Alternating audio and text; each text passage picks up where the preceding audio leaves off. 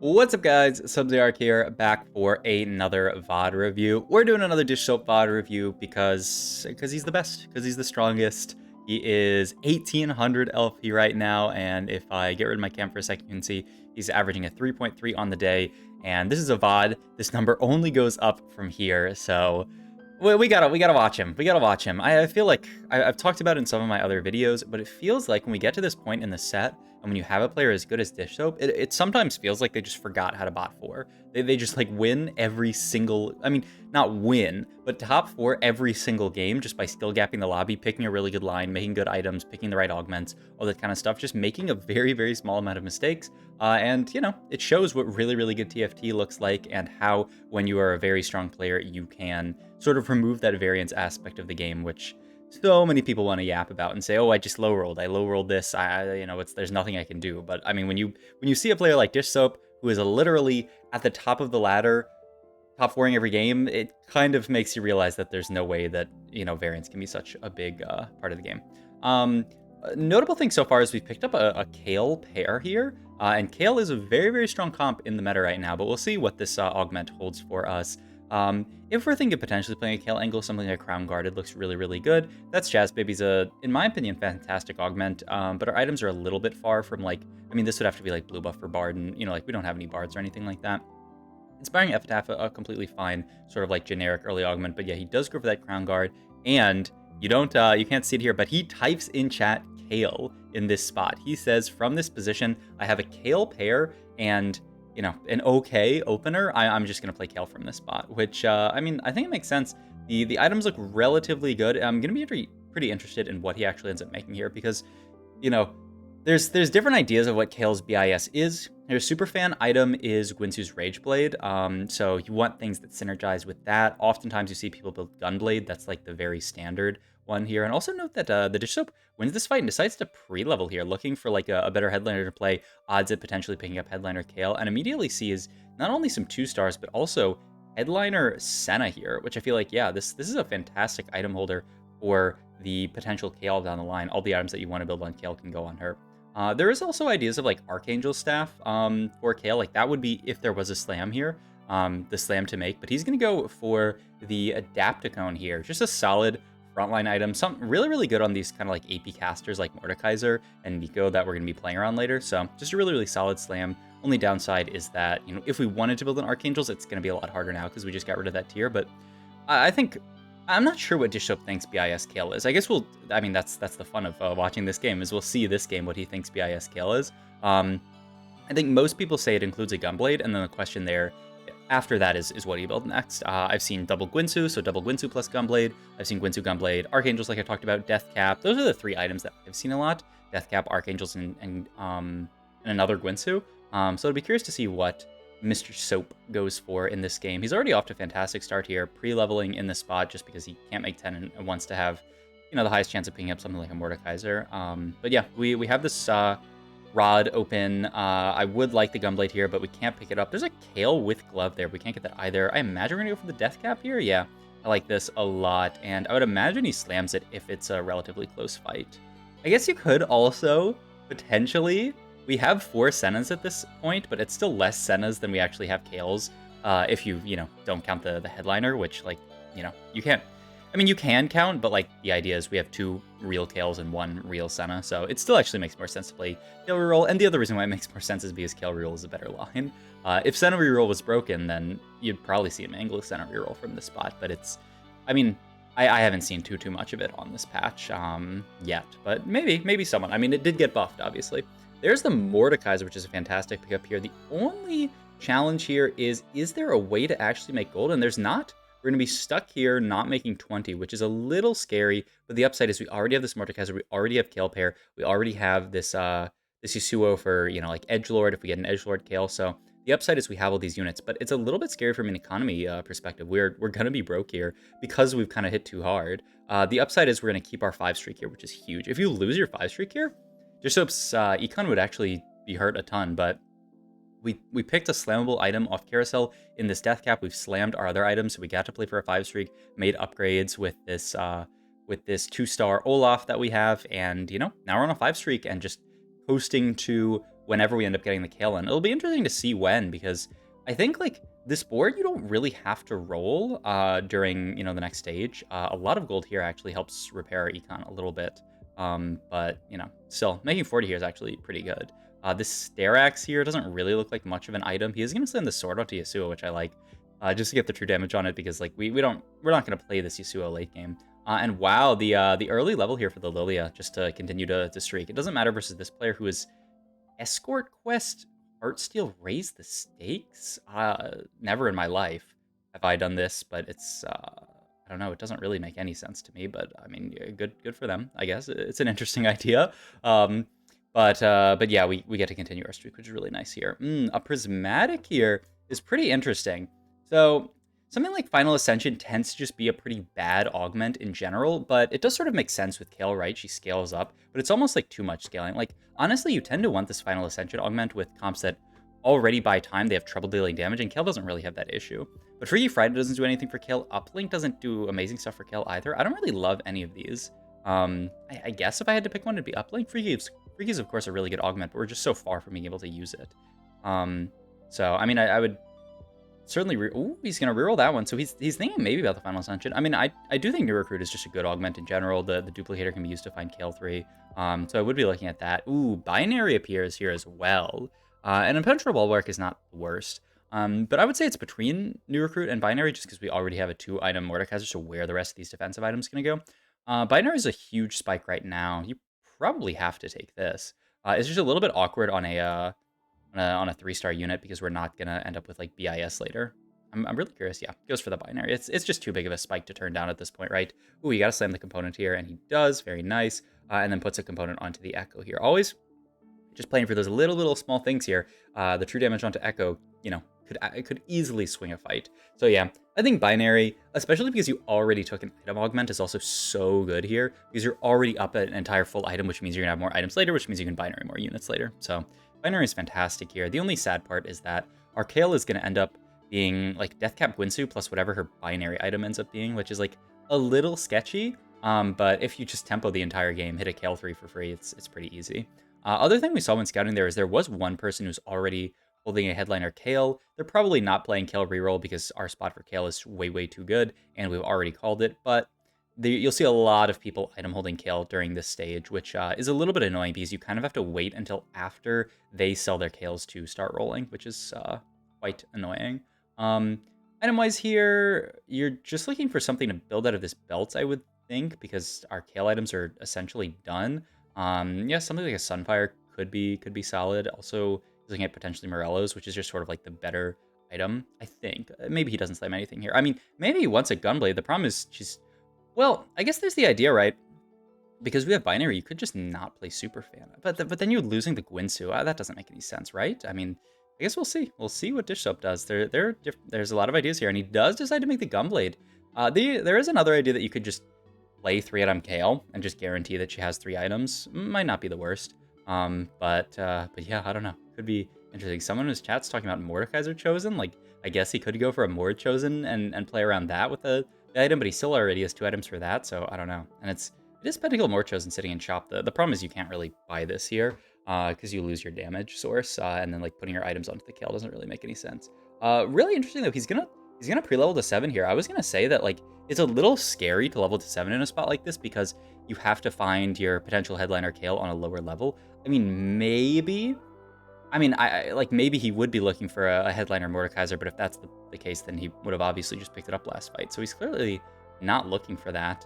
But it's scary going to 7 in these circumstances, because it decreases your odds of actually finding headliner Kayle. He does have so much gold from his streak, though, that I think the idea is we're so rich here, I'm very confident that I can hit a Kayle headliner on 7, and it gives me much better odds of finding the other units. So I think it makes a decent amount of sense here. But you see, like, a lot more of these headliners are going to be 3 costs because we pushed level in a spot like this. So it's not impossible that we roll down and just miss on Kayle. I mean, it's a little unlikely, but not impossible. But yeah, we should definitely roll here. We find the Pentakill headliner, Kayle headliner, which is great. I think Pentakill is the preferred version of it. And we can get Superfan in here, get the Gwinsu over to her. And the Deathcap's going to go on this random Ziggs for now. And the Deathcap's just going to go on Karthus later. Okay. I could certainly see that. We also... Is this... No, that's the person we're fighting's uh, little item in an orb, which is weird that they haven't picked it up. So yeah, okay. I think this makes perfect sense. We get to the Gwinsu plus the Gunblade here, and then the Death Cap just goes onto Karthus later. I think it fits perfectly. It makes a lot of sense, and we get, you know, as close to BIS kill as you can get. Portable would be another item. I'm just not really sure where it goes. Heavy Hitters is a fantastic augment if you're confident that you can hit your 3 stars, and we are pretty confident, so I think I would angle Heavy Hitters here, but he's looking at rerolling in here and goes for the Jeweled Lotus that he picked up here. I mean, it's another fantastic augment in this spot, and it actually does provide you combat strength here. If you take Heavy Hitters, you do have to roll down a little bit aggressively here, almost like too aggressively here, so I think that's the idea there. And I mean, Jewel Lotus, solid augment, very, very nice on someone like Kayle, who we're always going to be triple item in this spot because of the binary airdrop, and so getting that ability for our spell to crit is definitely not bad at all. Also, this Ziggs is kind of doing a lot of work. He's doing good damage with these Karthus items. So once again, just sort of like talking about the strength of players like Dish Soap, it's just the flexibility, right? He picks up a random Ziggs on the roll down, and like the Ziggs does not fit on our board by any means, but he's just a good unit. He can item hold for the Karthus, and like we missed on Karthus, but we hit the Ziggs, and so we get to play around the Ziggs, and we're very, very happy around that. Also note that he puts the Ziggs right next to the Kayle to make sure that it's hyper popping the Kayle, because that is really, really important. Though I don't think it would ever be an issue if you spread out a little bit. Like, he's still always going to be closest to Kayle and then like a frontliner, but he's just making sure that there's no chance that Ziggs ends up hyper popping frontline instead of Kayle, because getting that hyper pop value onto Kayle is really nice.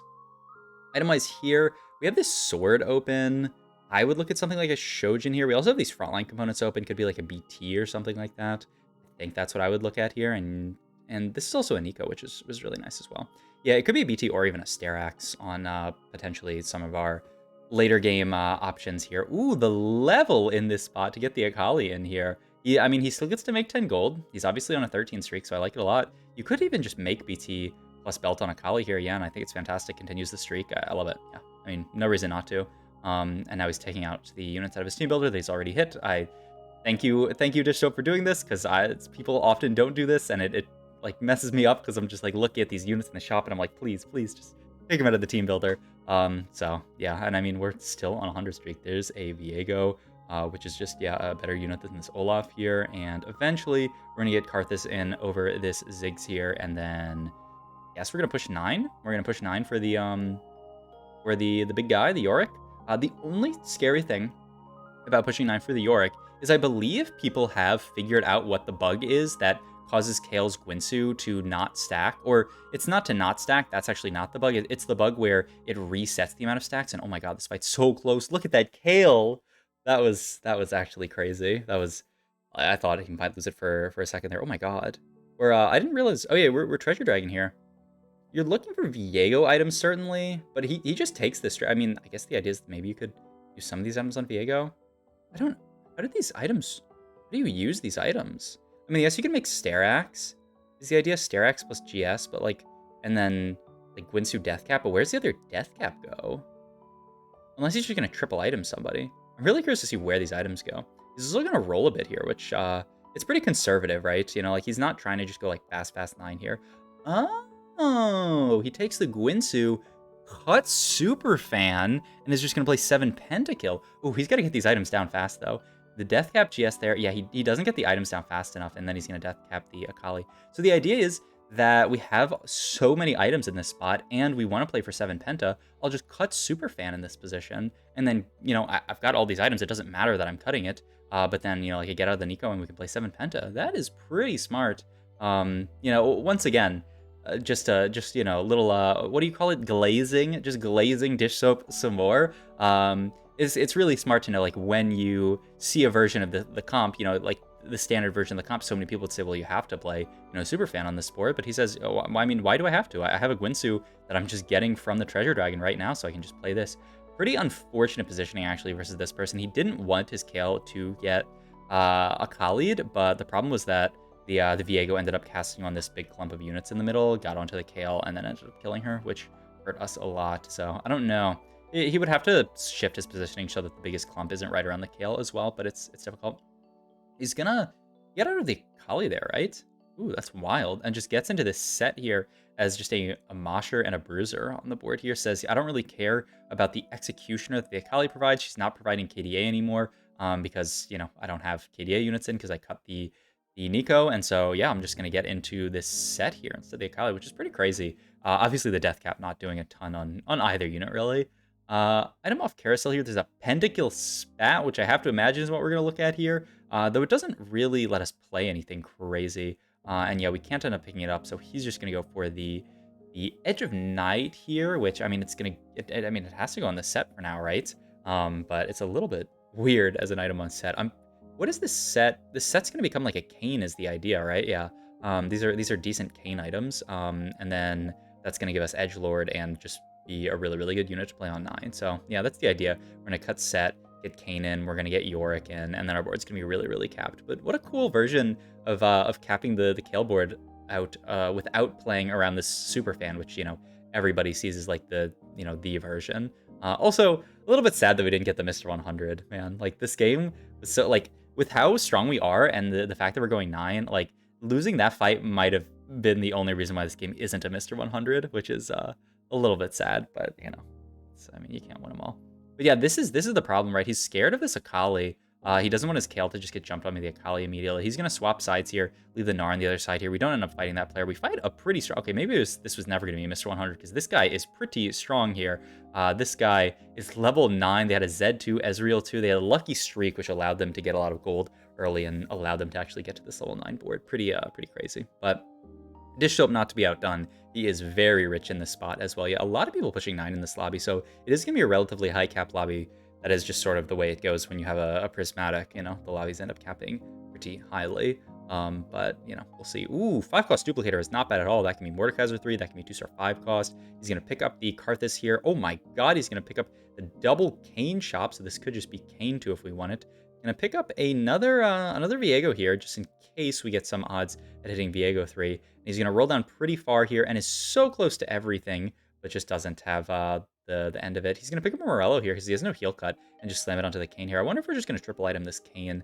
Or, I mean, I guess we're saving the Edge of Night for Mordekaiser, right?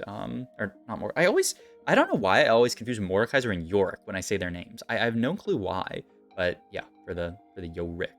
So he's going to cut these guys, get the Yorick in here, and then he has one sort of extra slot that he's going to allocate to this Thresh here, which, you know, very, very solid unit to play on this board. Is going to just end up using this duplicator here.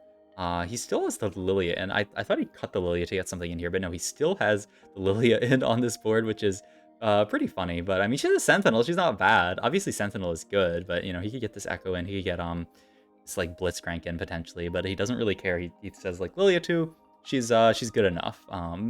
Yeah, now the Lilia, he's looking at this Blitzcrank pair in shop, I guess, and saying certainly a Blitzcrank 2 would be better than a Lilia 2, I would think. You could also get something else in, but, like, I mean, it would be like an Executioner potentially, but, you know, like, you don't really need that much more damage on this board. You have so much damage anyway with your, like, 50 carries and the fact that Kayle is our main carry here. But yeah, Edgelord's going to be a nice increase in damage for the Kayle. Also just, you know, nice that we have another, I was going to say secondary carry, but it's like quaternary carry at this point. That's a Kayn 2 with a Gargoyle Stoneplate, so I think we'll certainly pick that up. And it is a top 2 at this point. One more fight to go to determine if we end up winning this game. With Kayn 2, I have to imagine that we are going to be able to close it out. But we'll see. We'll see if Kaito JP's board has... Kaito was the guy who did that, did the raise the stakes, the crazy raise the stakes when he had Escort Quest thing. So respect to Kaito to getting this far with a very unorthodox opener. But yeah. We're going to fight this guy. It's not even close, though. My god, Dish Soap Sport is that much better. Really, really cool game that shows you that, you know, you don't always have to play the cookie-cutter version of the comp. You can make adjustments on the fly based on what makes sense for you, and just a really, really good game to show off how strong Kayle Reroll can be if you hit for it, if you have a good early game, have good items for it. So, hope you guys enjoyed this video. If you did, please like, comment, subscribe, check out my Twitch, and all my other links down below. I'll see you guys in the next video.